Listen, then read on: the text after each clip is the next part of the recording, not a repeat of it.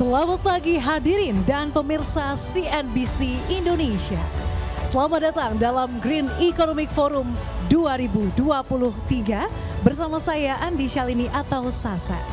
Acara ini berjalan dengan lancar berkat dukungan oleh PT Bayan Resources Tbk, PT Bank Mandiri Persero Tbk, PT Bank DBS Indonesia, PT Bank Sentral Asia Tbk, PT Pertamina Persero, PT PLN Persero, PT Adaro Energi Indonesia Tbk, PT Perkebunan Nusantara 3 Persero.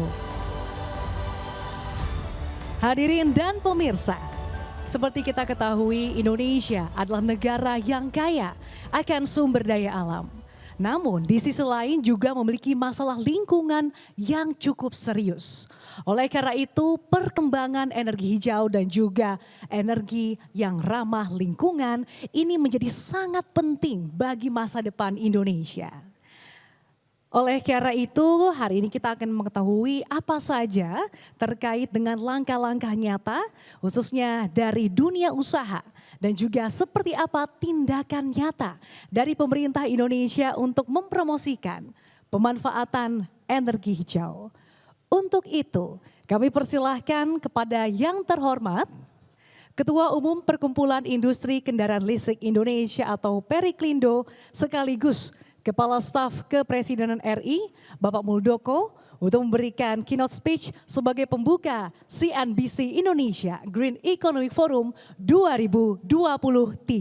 Kepada Bapak Muldoko kami persilahkan.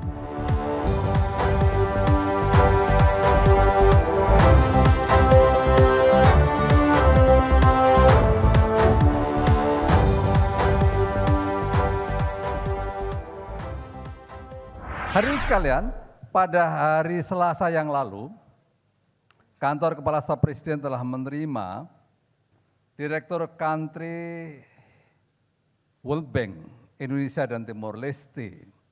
Ada satu hal yang sangat menarik dalam pertemuan itu, ya, bahwa ini statement yang sangat baik bagi kita semuanya.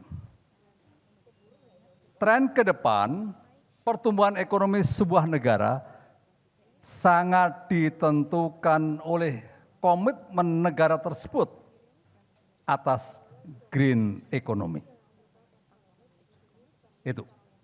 Jadi pertumbuhan suatu negara, pertumbuhan ekonomi sebuah negara sangat ditentukan oleh komitmen pemerintahan itu atas green economy.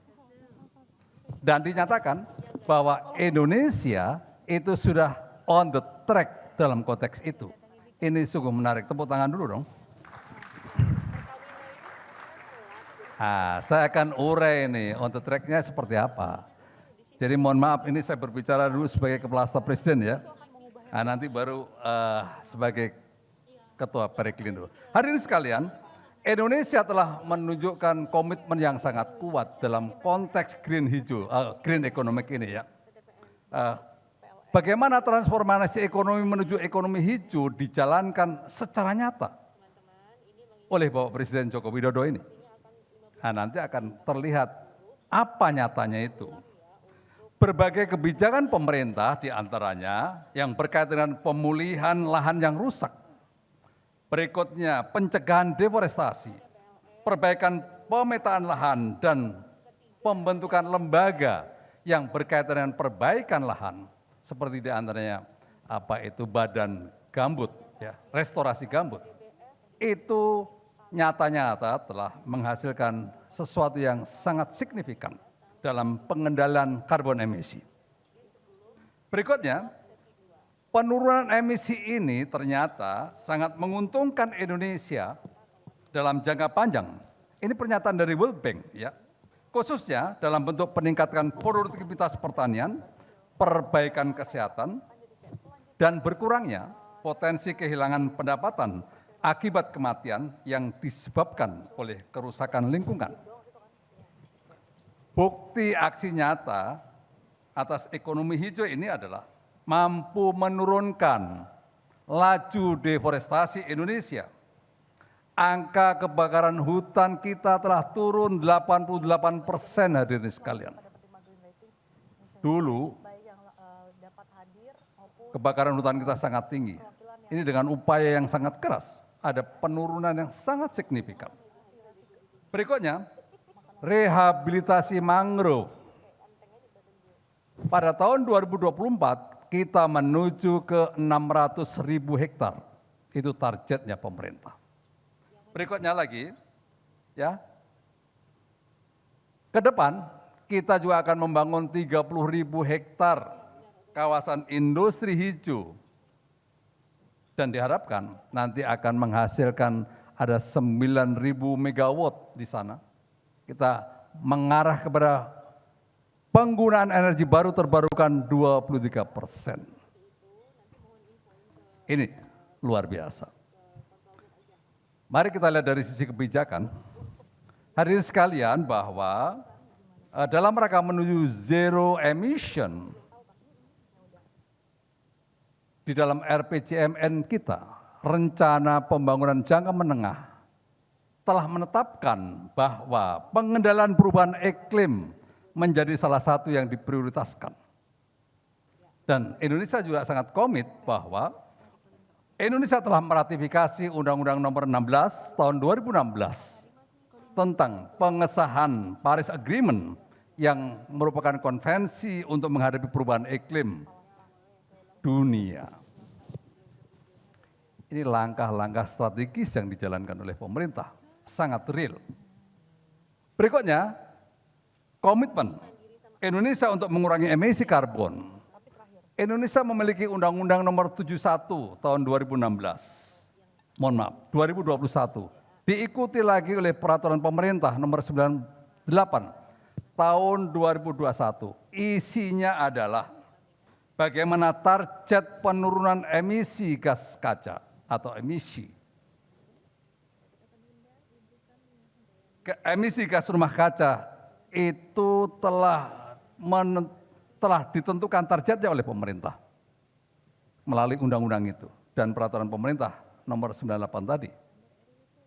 Targetnya ya 29% dengan upaya sendiri dan 41% dengan dukungan internasional sampai pada tahun 2030. Tetapi hadirin sekalian, Bapak Presiden Jokowi pada kemarin mengikuti pertemuan G7 di Hiroshima, beliau meningkatkan target itu yang tadinya 29% menjadi 31,89% untuk upaya sendiri dan dari 41% menjadi 43,25%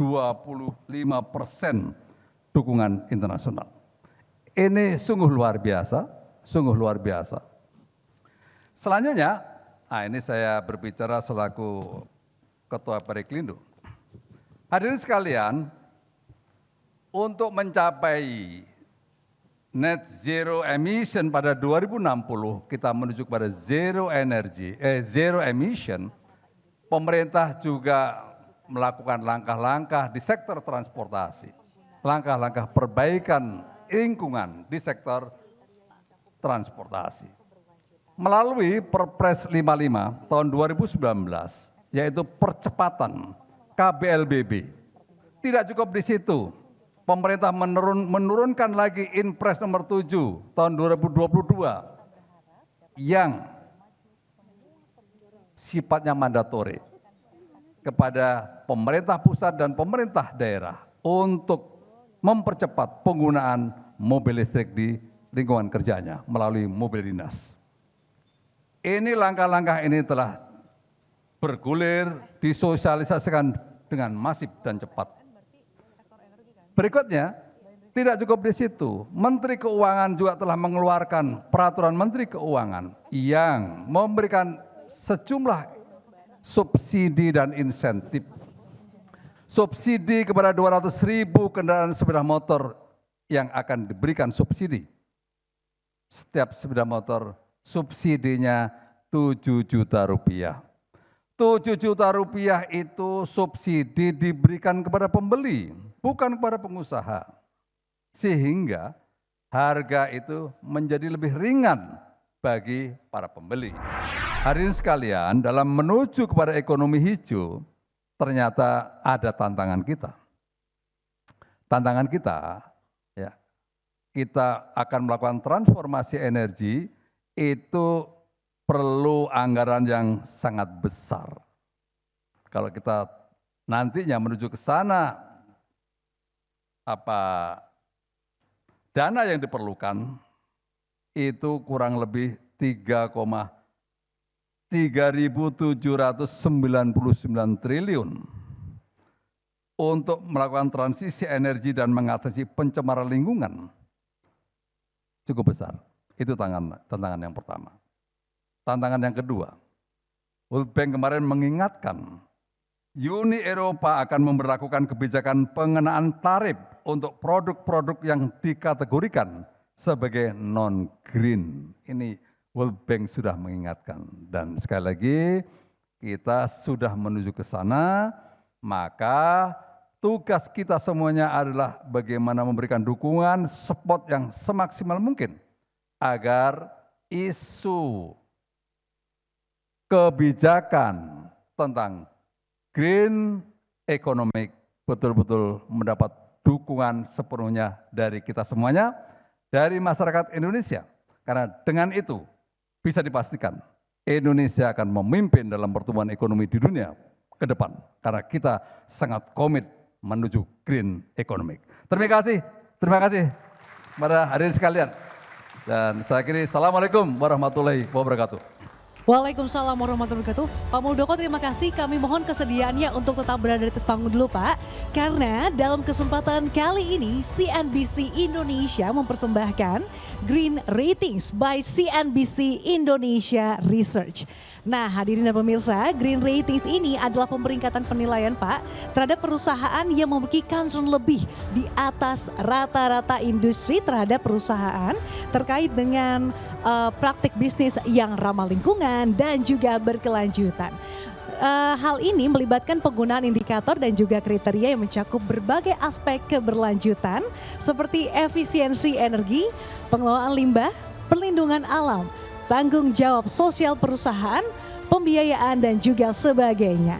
Dengan pemeringkatan ini kita berharap dapat mendorong dan juga memacu semua pebisnis untuk dapat menerapkan dan juga menempatkan perspektif bisnis hijau dalam kerangka yang lebih luas lagi. Green Ratings 2023 by CNBC Indonesia Research untuk sektor pertambangan, PT Bayan Resources Tbk. Kami persilakan untuk perwakilan dari PT Bayan Resources untuk naik ke atas panggung. Selamat kepada PT Bayan Resources Tbk. Kita berikan tepuk tangan yang meriah untuk PT Bayan Resources Tbk. Kita berikan tepuk tangan yang meriah untuk Green Economic Forum.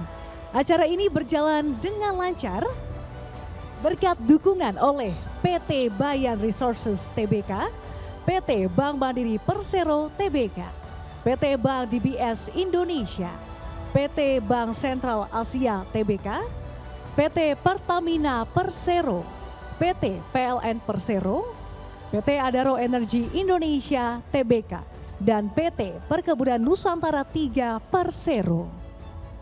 Hadirin dan juga pemirsa, Green Economic Forum kali ini mengambil tema Drive the Eco-Friendly Green Energy Revolution. Revolusi menuju energi hijau perlahan mulai hadir dalam keseharian kita. Mulai dari kendaraan listrik yang mengambil anjang-anjang sebagai pengganti kendaraan berbahan bakar minyak. Nah, salah satu contoh revolusi energi ini tentunya akan mengubah bisnis di masa depan. Lalu seperti apa sektor swasta dan juga tambang dalam menyikapi dan juga beradaptasi dalam hal ini? Kita akan bahas secara lengkap dalam sesi diskusi yang pertama yang akan dipandu oleh rekan saya Syarifah Rahma. Silakan Iva.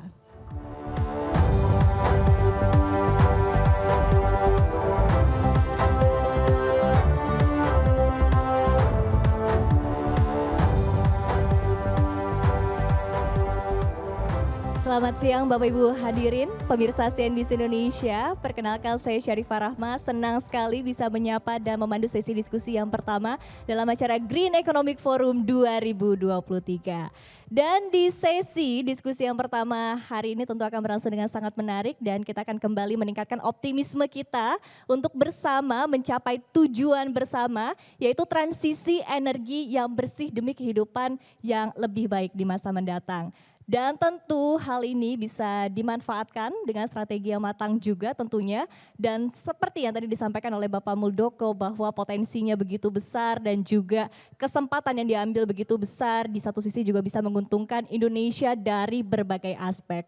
Dan tentu kita akan membahas terkait dengan hal ini karena tidak lengkap. Ketika kita berbicara terkait dengan transisi energi, jika kita tidak berdiskusi dengan pihak-pihak yang tentu memiliki peran begitu besar dalam transisi energi di tanah air. Langsung saja, tidak usah berlama-lama lagi, saya akan undang para narasumber kita untuk sesi diskusi dengan tema Opportunities in Clean Energy Transition. Saya undang yang pertama dengan hormat Bapak Fadli Rahman selaku Direktur Perencanaan Strategis dan Pengembangan Bisnis PT Pertamina New Renewable Energy.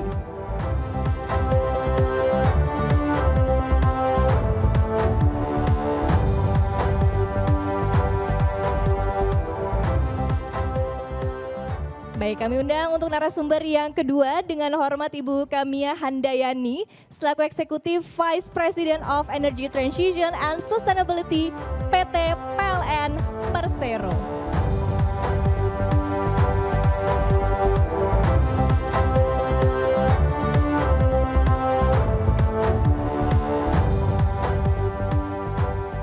Berikutnya kami juga undang dengan hormat narasumber yang ketiga dalam sesi diskusi pertama hari ini, Bapak Alexander Eri Wibowo selaku Direktur PT Bayan Resources Tbk.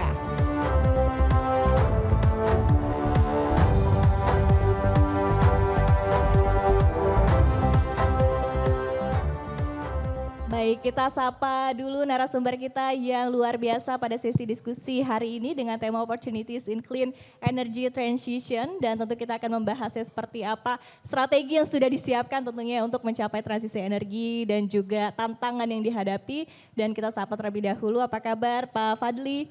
Baik, Mbak Iva. Baik, Ibu Kamia apa kabar? Alhamdulillah baik. Pak Alex apa kabar Bapak? Baik, terima kasih. Baik, dan silakan ke Pak Alex terlebih dahulu. Pak Alex ini tamu spesial Pak Alex, karena dari Bayan sendiri kan kita ketahui juga fokus kepada komoditas batu bara begitu ya. Dan ketika kita berbicara terkait dengan transisi energi, ini salah satu poin yang kerap dibahas adalah seperti apa kita bisa mengurangi porsi dari batu bara. Tapi Anda sendiri Pak Alex atau Bayan Resources melihatnya, kondisi yang ada saat ini, transisi energi yang ada saat ini, apakah sebuah kesempatan atau seperti apa?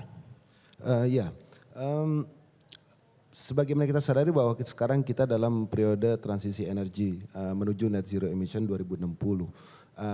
Namun demikian untuk para pelaku pengusaha tambang batu bara, saya pikir kita bisa tetap optimis berkontribusi dalam masa transisi energi tersebut gitu. Sebagaimana saat ini keadaannya mungkin sampai 5 tahun 10 tahun ke depan bahwa batu bara dimanfaatkan untuk sumber listrik. Dan menjadi backbone di beberapa negara Asia, Indonesia, Filipina, China, ya, India, Bangladesh dan beberapa negara Asia lainnya. Sehingga dalam proses transisi energi tersebut dapat mendorong mudah-mudahan terkait dengan mobil listrik. Contoh misalkan gitu, dalam arti dalam masa transisi mobil listrik masih membutuhkan colokan listrik ya, dan saat ini backbone di beberapa negara masih menggunakan batu bara. Nah, untuk secara teknisnya sendiri bagi pengusaha batu bara itu bisa mulai melakukan transisi dengan meningkatkan kualitas batu bara dengan sulfur yang rendah sehingga lebih ramah lingkungan ya.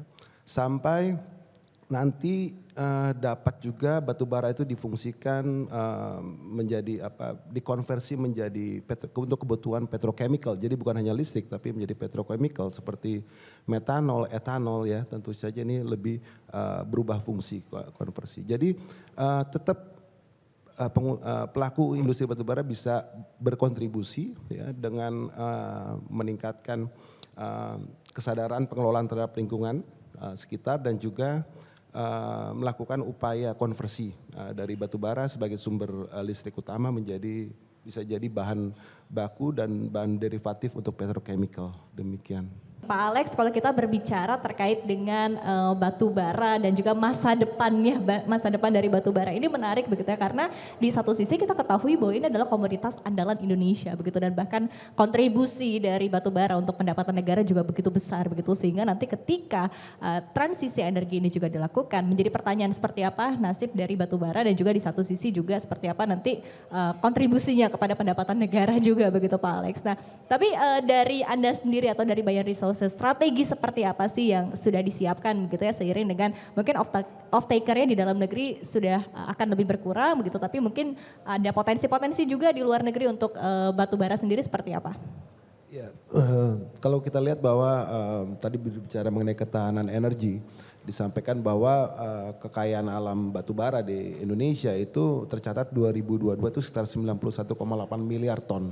Nah, itu adalah suatu kekayaan alam yang baik penambang bisa memanfaatkan itu dengan fungsi yang berbeda-beda, seperti tadi untuk kelistrikan ataupun untuk industri lainnya. Nah, memang untuk industri lainnya seperti hilirisasi, baik itu coal liquefaction ataupun coal gasification, itu memang membutuhkan waktu saat ini, karena dengan teknologi dan kebetulan kondisi pasar market yang masih belum menunjang untuk investasi secara keekonomisannya untuk investasi dalam skala besar. Tapi kami melihatnya dengan potensi sumber daya batu bara yang ada ini, seiring waktu sampai dengan 2060 untuk net zero emission, itu kami percaya bahwa nanti akan ada perkembangan teknologi yang bisa tercapai, karena periode yang cukup jauh. Artinya bahwa kesempatan itu tetap ada, namun demikian sebagai pelaku penambang harus bisa mengelola semaksimal mungkin untuk mendukung green energy, green economy ini. Contoh misalkan kaitan kami dengan Pertamina, misalkan kami kebutuhan biodiesel kami sangat tinggi untuk produksi tambang, dan kami pun mengikuti dengan arahan baik tadi disampaikan bahwa nanti bisa sampai yang 30, 35 itu pun akan ada penyesuaian. Jadi upaya-upaya itulah yang dapat dilakukan sambil mengalokasikan ya baik itu dari bidang penelitian ataupun investasi bersama, misalkan dengan PLN untuk investasi renewable energy power plant ya, itu bisa dilakukan seiring waktu. Memang kalau saat ini ketahanan energi mungkin menjadi perhatian bagi seperti Pertamina, PLN maupun penambang batubara seperti kami juga begitu. Oke, baik. Tapi fun fact nih Pak Alex ya, ketika kita berbicara terkait dengan transisi energi Jepang misalnya ya, saya contohkan begitu, Jepang kalau tidak salah sekarang porsi penggunaan EBT-nya bahkan hingga 33%. Tapi ditargetkan bahkan justru di sekitar tahun 30 begitu akan dikurangi menjadi sekitar 25% begitu, dan porsi batu baranya, coal-nya dari 9% akan ditingkatkan menjadi 25%. Apakah Anda melihat begitu Pak? Mungkin artinya Jepang di satu sisi sebagai negara yang sudah maju begitu melihat bahwa ketahanan energi salah satu strateginya adalah dengan membagi rata begitu porsi-porsi ini begitu. Apakah Anda melihat mungkin Jepang bisa menjadi target begitu ya untuk off-taker batubara ke depannya, atau negara-negara maju yang memiliki visi yang kurang lebih mirip begitu Pak Alex? Ya, karena mungkin sekarang secara geopolitik mungkin ya negara-negara sangat concern dengan apa yang terjadi kemarin, misalkan dengan perang Rusia dan Ukraine, itu membuat suatu wake up call gitu untuk bagaimana mempersiapkan adanya ketahanan energi yang maksimal. Nah, contoh dari Jepang mungkin porsi 25 itu dengan memperhatikan alam yang ada atau kapabilitasnya. Di satu sisi seperti Indonesia mungkin juga bisa menjadi perhatian bahwa ada skema ketahanan energi yang melihat daripada kapabilitas dari negara masing-masing gitu. Oke, diversifikasi begitu ya, ini mungkin juga bisa menjadi suatu pertimbangan tentunya, baik terkait dengan roadmap ya untuk tiap-tiap baik dari Pertamina, PLN dan juga Bayan begitu ya ke depannya dalam upaya untuk mencapai transisi energi. Saya ke Pak Alex dulu karena tadi dari Ibu Kabia juga sangat menarik, mungkin tanggapannya Pak Alex seperti apa? Memperhatikan tadi akses energi primer yang ada di Indonesia dengan berkembangnya teknologi. Jadi kami sebagai pelaku industri batubara tentu juga mendukung upaya-upaya dari PLN, karena PLN bagaimanapun adalah hal utama terkait dengan kelistrikan nasional. Semua kelistrikan nasional bertumbuh pada PLN dalam hal ini. Jadi jikalau PLN memiliki rencana jangka panjang, jangka menengah, tentu kami yakin masih dapat memberikan kontribusi baik terhadap PLN. Karena itu dari satu sisi nasional domestik, di satu sisi ekspor kebutuhan global pun masih tersedia. Gitu. Jadi memang tugas kami, artinya kewajiban sosial kami, kewajiban kami sebagai pengelola sumber daya alam yang ada di Indonesia melalui Kementerian Energi adalah mendukung program-program seperti yang disampaikan dari baik itu PLN ataupun Pertamina dalam hal ini. Demikian. Pak Alex ini juga cukup bikin saya penasaran Pak Alex, karena tadi kita sudah mendengarkan begitu ya, baik dari Pak Fadli dan juga Ibu Kamia, seperti apa teknologi-teknologi yang digunakan untuk menghasilkan energi baru terbarukan yang bisa diandalkan dan juga affordable begitu, ataupun juga murah begitu. Padahal kita ketahui ini adalah dua strength point Pak dari batu bara ataupun juga dari PLTU begitu ya.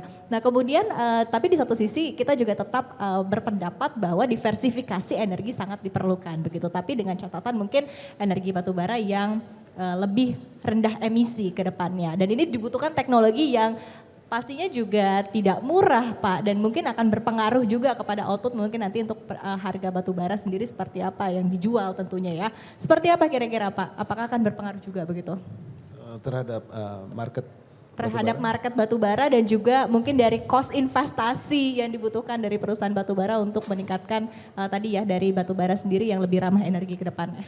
Ya, misalkan untuk meningkatkan kualitas batubara yang lebih ramah lingkungan dengan seperti rendah sulfur, itu bisa dilakukan dengan cara blending dengan spek batubara yang berbeda. Nah itu bisa dilakukan satu, dan kedua kami pernah juga melakukan kerjasama dengan PLN untuk co-firing. Jadi ada beberapa sampling di co-firing dan itu ternyata hasilnya cukup baik. Jadi ada langkah-langkah yang dalam kapasitas sebagai penambang atau supplier untuk kelistrikan itu memang yang bisa kami lakukan selain produksi, memperhatikan ramah lingkungan dan juga kualitas batubara sulfur yang tentunya akan mendukung daripada produsen listrik ya dalam hal ini gitu. Sampai nanti ada terbentuk market untuk bukan buat kelistrikan tapi ya industri kimia turunan lainnya begitu. Oke, tapi secara cost artinya tidak terlalu besar ya Pak untuk tadi co-firing? Tidak terlalu besar. Oke, baik. Kita akan masuk ke dalam sesi questions and answers.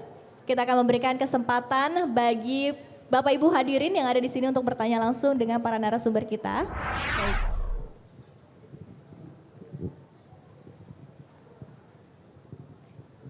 Terima kasih. Nama saya Asep. Mungkin saya ada pertanyaan buat, ini pertanyaan besar nih mungkin buat industri batubara terutama Alex mungkin ya, karena Indonesia ini kan salah satu produsen besar dan juga industri batubara di Indonesia ini kan begitu besar, sangat mempengaruhi hajat hidup orang banyak, terus Bayan juga salah satu yang terbesar gitu. Nah yang saya pengen tahu itu gambaran ketika proses energi transisi ini berakhir itu posisi si industri batubara itu akan di mana? Apakah, kan saya tahu sekarang Bayan ini mulai main di energi surya juga, mungkin juga di mining yang lain. Nah, apakah pada saat si transisi energi ini selesai, posisi industri batubara itu akan di mana? Apakah tetap sebagai energi perusahaan energi kah, atau akan diversifikasi ke industri lebih ke hilir kah, atau gimana? Mungkin itu untuk Pak Alex. Tapi untuk Pertamina mungkin ini untuk sumber energi ini terutama kebutuhan, salah satu kebutuhan terbesar energi fuel itu kan salah satunya untuk penerbangan ya. Nah untuk alternatif untuk bahan bakar penerbangan ini dari Pertamina sendiri, mungkin dari segi risetnya atau apanya itu sekarang tuh ke depannya itu kemana sih ya? Apakah ke green hydrogen kah atau kemana gitu? Saya pengen tahu sih masa depan dari energi di Indonesia itu seperti apa. Itu aja mungkin Mbak Iva, terima kasih. Baik, terima kasih. Langsung saja Pak Alex, tadi ini pertanyaan besar bagi banyak orang begitu, silakan Pak. Masa depan industri batubara setelah energi transisi berakhir. Pertanyaannya berat ya untuk dijawabnya, susah untuk dijawabnya gitu. Cuman memang yang kelihatan pada saat ini adalah bisa menjadi industri petrochemical, itu yang terlihat pada saat ini. Kemudian untuk Bayan sendiri karena memang bisnis model perusahaan ini adalah sebagai di bidang pertambangan dan juga industri batubara, itu terkait juga mengenai penyelenggaraan logistik ya, logistik dari mulai infrastruktur sampai dengan pengiriman komoditas ya. Jadi Bayan sendiri bisa tetap bisa menjadi perusahaan yang di bidang logistik terkait dengan ketersediaan energi, itu satu. Kedua, proses untuk artinya ada waktu yang cukup bagi kita untuk semuanya berkolaborasi dengan berbagai pihak ya untuk mencari bentuk bisnis model power producer ke depannya, karena menurut saya lokomotif daripada kelistrikan nasional dan juga transportasi nasional itu adalah PLN dan Pertamina. Jadi memang proses ini memang berjalan terus, tapi setidaknya direction dari industri batubara apabila tidak diperlukan lagi, apabila tidak untuk kelistrikan, maka saya pikir saat ini research memprediksi bahwa akan bisa dimanfaatkan sebagai industri petrochemical. Demikian. Oke baik, terima kasih Pak Alex. Ini pertanyaannya sangat mendalam, begitu dijawabkan juga dengan sangat komprehensif. Kita berikan apresiasi yang luar biasa kepada para narasumber kita hari ini. Terima kasih sekali lagi kepada Bapak Fadli, kepada Ibu Kamia dan juga Pak Alex atas diskusi kita yang luar biasa hari ini dalam Green Economic Forum 2023. Sekali lagi transisi energi adalah sebuah keniscayaan dan mari kita optimis bersama-sama berupaya untuk mendukung upaya mencapai net zero emission di tahun 2060 tentunya.